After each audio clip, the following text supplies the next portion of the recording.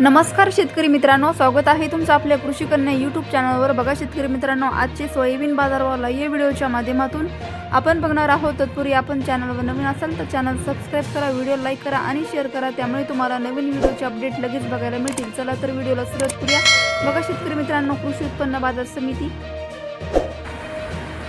लासलगाव अवकालेली आहे 477 क्विंटल, किमान दर 4000 रुपये, कमाल दर 7376 रुपये, सर्वसाधारण दर 7340 रुपये। पुढील बाजार समिती लासलगाव विंचूर अवकालेली आहे 252 क्विंटल, किमान दर 3000 रुपये, कमाल दर 7372 रुपये, सर्वसाधारण दर 7250 रुपये। पुढील बाजार समिती बार्शी अवकालेली 60 क्विंटल, किमान दर 7300 रुपये, कमाल दर 7300 रुपये, सर्वसाधारण दर 7300 रुपये। माजलगाव जिल्हा बीड अवकालेली आहे 464 क्विंटल, किमान दर 5500 रुपये, कमाल दर 7200 रुपये, सर्वसाधारण दर 7100 रुपये।